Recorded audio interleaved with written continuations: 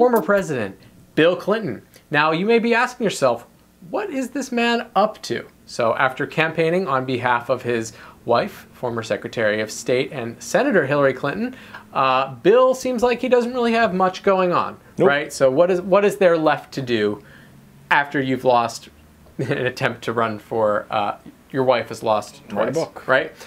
So he's writing a book. But it is not the book that you think it would be. It is not Bill Clinton's chronicles of the trying final days of the campaign. It's not his behind-the-scenes stories of the White House. It's not, you know, his autobiography. He already wrote that, didn't he? Yeah, he's written a book for it. It's called My Life. Yeah, which is like such a stupid name. Anyway, so guess what it is? Bill Clinton is co-writing a presidential thriller novel because why would you do that?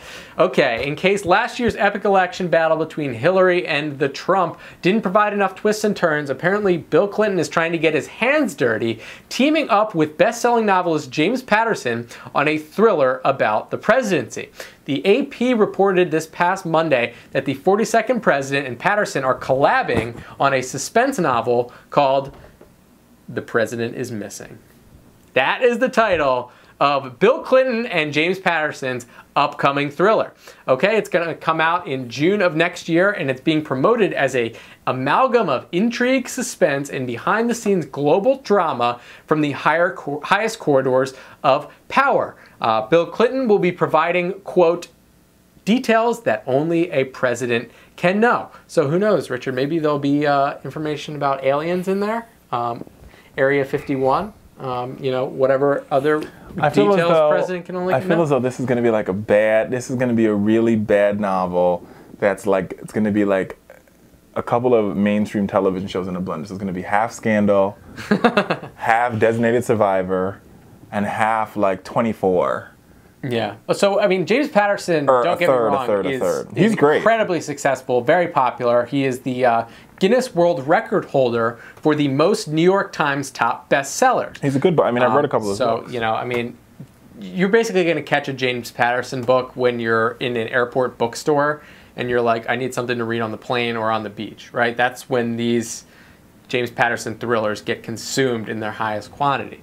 Now, okay, here's kind of my opinion on this. I think it's stupid for Bill Clinton to do this. It's like, I don't know. For me, it doesn't keep in the image. And listen, he can do whatever he wants, right? You know, once you're the president, go do whatever you want with the rest of your life. But to me, this seems stupid. I'm sure he got a sizable paycheck to do this gig, which I mean, because the Clintons are generating income. They still have to do that. I mean, here's the thing. The truth is that no matter what happens, this book's a New York Times bestseller. Oh my God! Well, everyone's going to read it, right? Yeah. I mean, people are going to read it because they're going to want to see if there is actual palace intrigue about the Clinton campaign, about Bill Clinton's White House years. Is he going to find, is the presidential candidate going to be married after Donald Trump? Is the presidential candidate going to be a female and sort of dictate what Hillary's White House would have looked like? So there's going to be tons of speculation and tons of bogus news stories about, or news correlations where I'll give Donald Trump bogus, fake news, whatever. They're going to be like, which character is Monica Lewinsky? Yeah, which character is Monica Lewinsky? Who's Hillary? Is this Barack Obama? Is this, which president is it? So there's going to be a whole bunch of that tomfoolery. And that's going to make the news, and that's going to be more people buy the book, and people, the producers, sadly, a lot of news producers will have to read this. A lot of people are going to end up reading this book. And some people are going to have to read it. Right.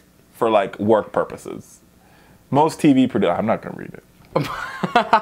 I mean, Richard Fowler says he's not going to read it right now. Until I have to read it. But if you end up in a scenario where someone says, you're doing a segment on this book, I'd like send me get to reading. I'd like send me the Cliff Notes. The Cliff Notes. Oh my God. I mean, I just find this to be fascinating. So, I mean, maybe this is the direction that Bill Clinton's trying to take. Now, George Bush makes me tired just thinking about it. Wanted to be a painter, right? So after he stepped away from the spotlight. But he did sell paintings after the fact, so he was selling paintings at some point in time.